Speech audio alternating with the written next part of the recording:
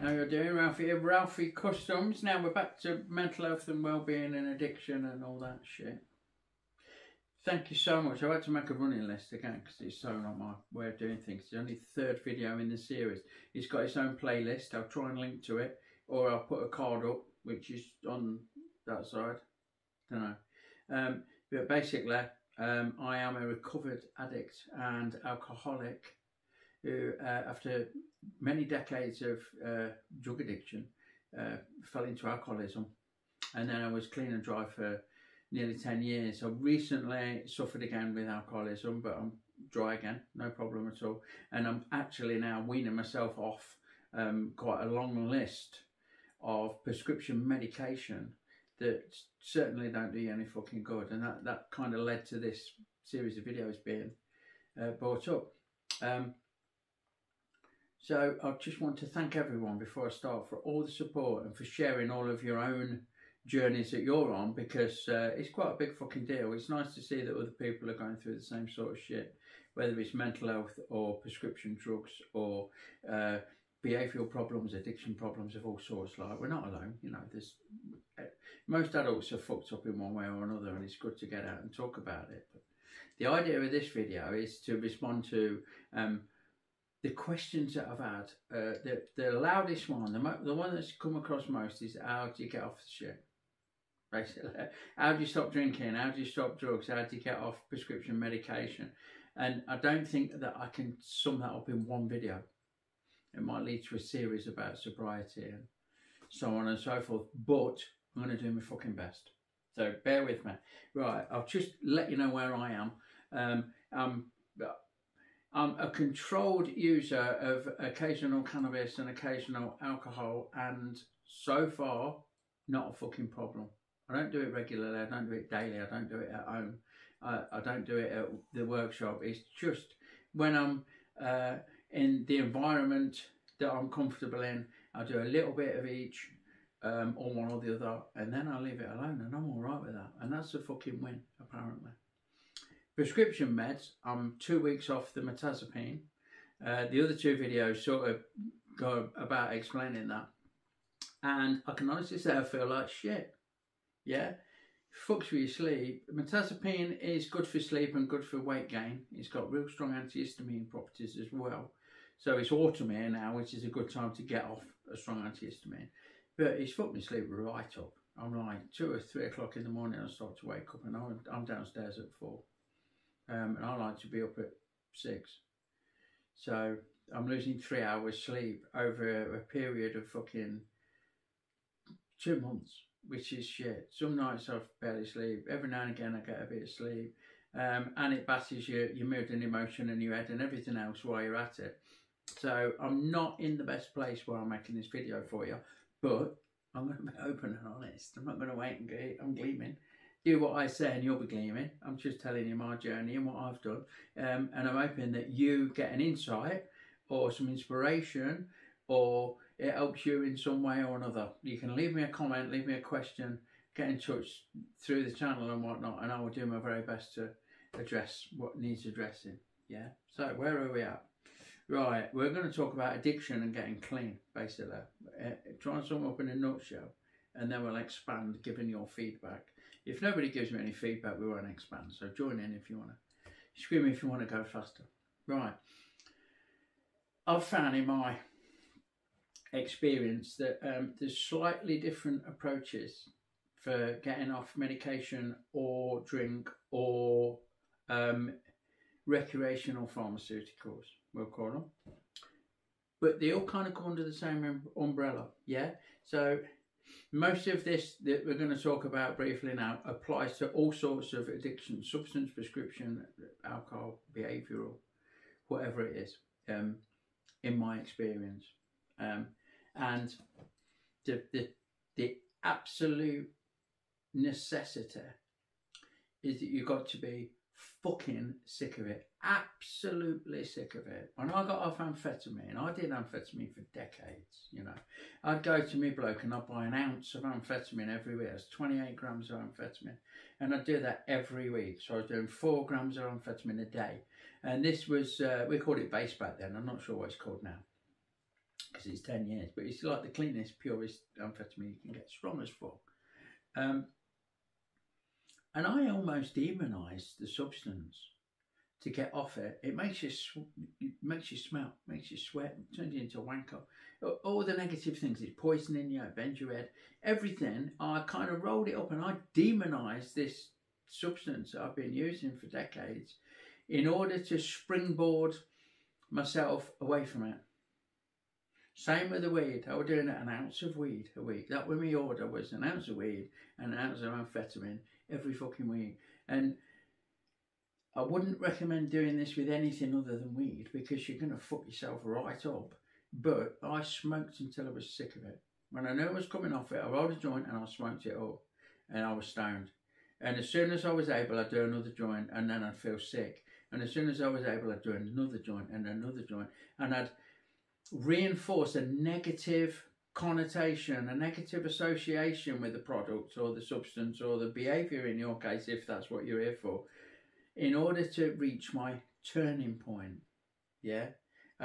When I was last given out with alcoholism, the organisation, the charity that helped me, was called Turning Point, because everyone reaches a turning point. And if you're not at that turning point, chances are you won't get clean and stay clean.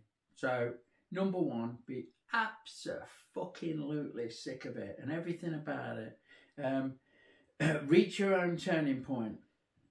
Number two, in the case of illegal activities or things that aren't medication based, so if you've certain behaviours in certain situations, or you're looking at shit on the internet that's fucking you up, or you're in a toxic relationship with a substance or a person, is sever all fucking ties. Yeah. First thing I did when I decided this is enough, I won't go too much into it, but basically the rent was due on Monday and I put it on my nose over the weekend, and I got no means to pay the rent for the home that I had. And then I realised that I wasn't in control of whether I used or not. So the first thing I did was went on my phone, deleted all contact with anybody that I was used to being around while I was using, and my dealer, on social media, on everything. So the only way that I could score would be to get in my fucking car and drive to an address and knock on the door and see if they could help me out with some stuff. And I got no money either, so that, you know, severed all ties. That's fucking important. You can't do that with your prescription meds. What you can do is get in touch with your doctor and say, I've had enough, I'm coming off it. Don't forget they work for you, you know. Don't be, a lot of doctors would be very reluctant. I had a comment off someone, one of the fucking subscribers, sorry, one of the subscribers said his doctor was reluctant with a capital R. So you stand your ground, you know, they work for you, and explain that you're going to be coming off this substance and you need their help with tapering off, that sort of thing. You can't just go cold turkey on medication, like. But reach your turning point, sever all ties. The next thing is write down your reason for getting off it. Because believe me, there'll be a fucking point where you're telling yourself, why am I even bothering? Why don't I just use again? Why don't I just go back on the meds? Why don't I have a drink? This is all so much like fucking hard work. I said it to Liz. I went, why am I getting off this shit? I feel fucking awful. I'd feel better if I stayed on it. So we work together. I've got, we'll touch on this in a minute, but I've got a worksheet, and next to it I wrote, the reasons I am quitting this is because I don't want to feel like this anymore. And I had to remind myself whenever I needed that I need that, you know, that's helped me no end. So write it fucking down. What your end goal is, I want to be off this shit because of this. And you've made a decision here, so write it down, fucking get it there. You need it when you're struggling. And that leads me on to a daily score sheet. Look, I'll put a photo up. And there will be a digital one downloadable at mrsmoodleart@gmail.com. If you email Alice, I'll put a link up. And basically, I'll flick over mine, but I don't want to share too much, so I'll fucking don't know. This is my journey, yeah. And you are rating yourself on certain feelings and certain problems. So you'll have anxiety, depression, fatigue, pain, whatever it is you're trying to not feel anymore or feel less of because of the shit that you're getting off. And you'll score 0 for the world's great, 5 for fucking hell, my life's over. Yeah. And keep a note every single day. Bit of discipline now coming in. And what you can do with that is you can keep score. So expect it to go up and down. It's not plain sailing. You'll have bad days and good days, just as you do in life in general. But use that to keep track of where you're at. Often you get in the habit or you associate with feeling like shit or having a bad time. And sometimes you need to see the score to remind yourself that actually you're fucking doing all right. You know what I mean?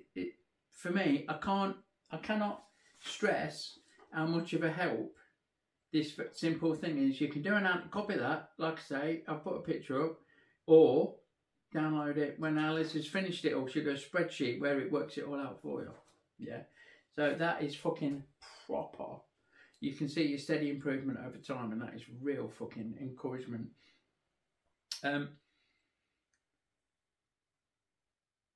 It's the old adage from Alcoholics Anonymous, Tammy Wynette, one day at a time, and all the rest of it. Absolutely rings true. When I first got clean, when I first got off amphetamine, I was doing 15 minutes at a time. I'd look at the clock and I'd be craving, and my head would be going, go and score. He'll sort you out. He'll give you credit. You can open the tattoo studio and earn more money. You know, you work. Reasons for using every 15 minutes. And I was going, no, I'll give it 15 minutes, Ralph. Then give it half an hour, Ralph. Then give it an hour. And eventually it was a day. And then 2 days. And then I was a week. And then you're fucking free. You know, 2 weeks, etc., etc.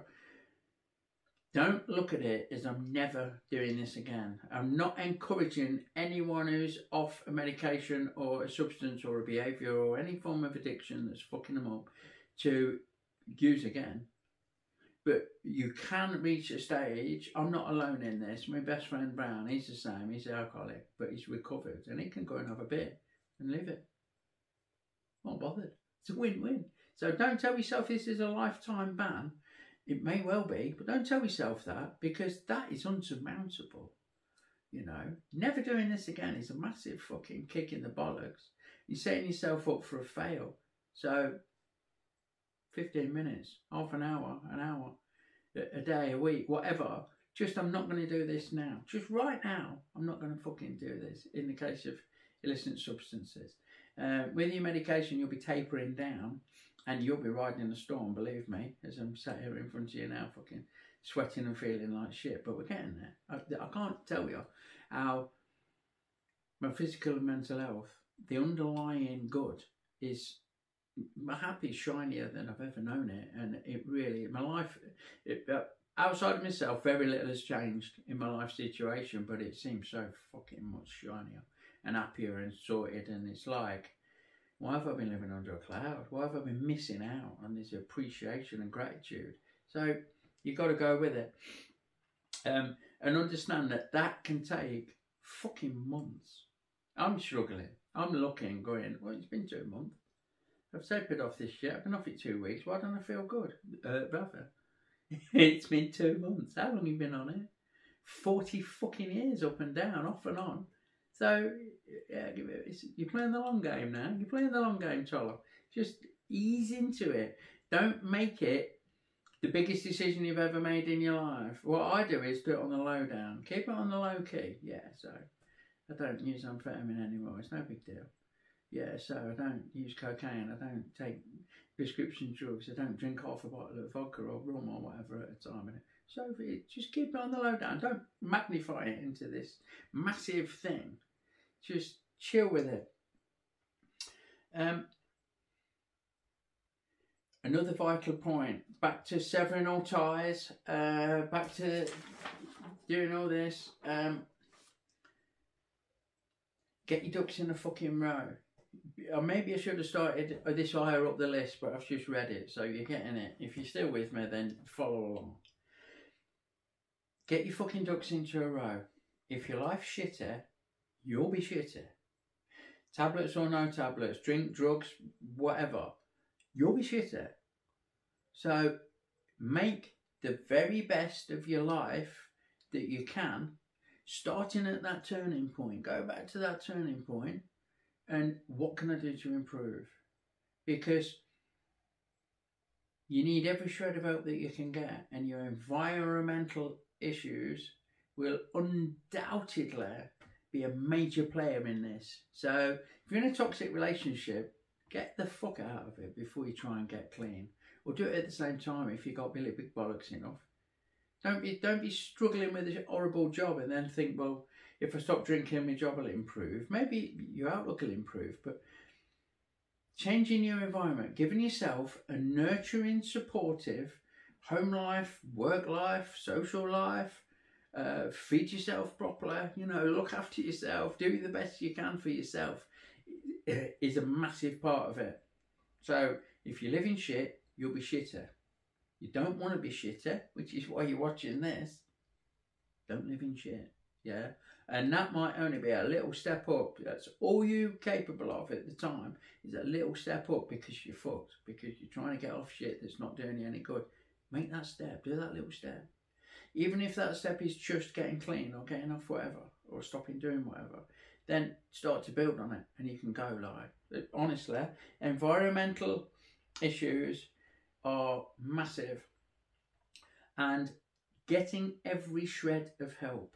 I say it's like you're drowning in it and you can't pull yourself out. And even if you imagine yourself reaching in and pulling yourself up, you ain't got the strength. If you had the strength, you won't be where you are now. You won't be fucked. You'd be all right. Yeah. So turn to friends, turn to loved ones, turn to your doctor, turn to whatever, but a positive help, and get every fucking shred of it. If somebody says I can help you with that, ask them out. Or don't be ashamed to go out and say, please, do you know, I'm struggling with this. Is there any way that you can help me? You know, people are going to say no, or they give you bad advice, which you don't need to follow, or try it and see if it don't work. That's the worst that can happen, you know. Or you find out half your friends are wankers, but you've severed all ties with the wankers, remember, earlier on. They're all gone. So every single shred of fucking help, take it and be grateful for it, because I certainly did, and I needed it at the time. Like, I've been that dark that I've had to get dragged out by ambulance crew and all sorts of fucking shit. I won't go into that. Yeah, understand the rule of nothing. There's videos on this on YouTube. The rule of nothing dictates basically that whatever your behaviour, substance, medication to a degree because it's keeping you trapped, using that creates the need to use more. It's that simple. Sugar, food, whatever. You know, bad food, not healthy food. The fact that you're doing it now makes you want to do it again. So if you're a smoker, you smoke a fag, 20 minutes later you've got nicotine withdrawals, you smoke another one. That's you 3 an hour, innit? 30 fags a day. Same with drink. If you have a drink, you want to drink again. If you use drugs, when you come down or when they wear off or whatever, you want to do it again. Especially if you're doing it because of your environmental issues that we just talked about. You find yourself off the smack and you're living in a fucking shithole squad. Then you're going to want to score a 10 bag again, ain't you? So understand that using creates the need to use. And when you break that cycle, you start to not be bothered about doing it anymore. You have to bear with it. Don't let your head fuck with you. Keep your fucking notes. Keep this like to remind yourself of how well you're doing and why you're fucking doing it, and make yourself a fucking cup of tea or something. Just break that fucking cycle. Understand as well that addiction's all about reward. So you will have associated a substance or a behaviour or whatever with a reward. So you feel like shit, you have a smoke, you feel better. You've had a bad day at work, you roll a joint, you feel better. You have a drink, you feel better, etc, etc. You've had a row with the missus, you do a fucking line. I don't know what your situation is. Now, you still have rewards when you're not using, but the rewards, as sad as it sounds, are not sex, drugs and rock and roll. And believe me, I've tried. It's feeling good and having a good life and having a beautiful supportive partner and having a lovely fucking home. And all the rest of it, it's lifestyle, and your well-being becomes the fucking reward. Yeah?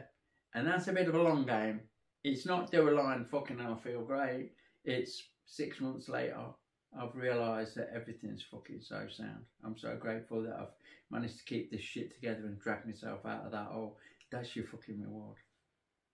So write that down if needs be. Yeah.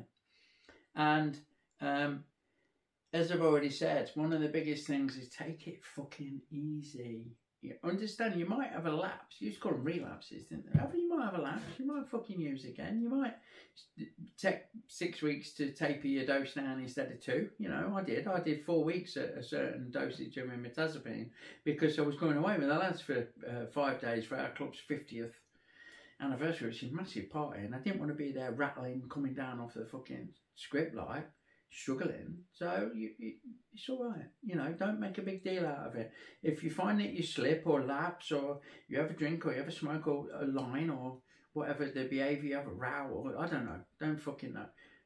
Don't beat yourself up and just go back to not fucking doing it. That's it. Yeah, I used to tell people bluntly, the only way you'll stop doing shit is to stop doing it. That's how you do it. Stop smoking, don't put another one in your mouth. What? Stop doing coke, don't snort another line. It's that fucking simple. But you need strategies, which is what this video is about, yeah. So, I'm really hoping that that makes sense. I read through my list, and it made sense. I'm out of my comfort zone. We're in video number 3, safety third, with a plastron log. If you know, you know. Fucking hell, what's that all about? Check out the other 2. I'll put a link. Please give me some feedback to see if this is worth me doing. It's not something that... I'm out of my comfort zone.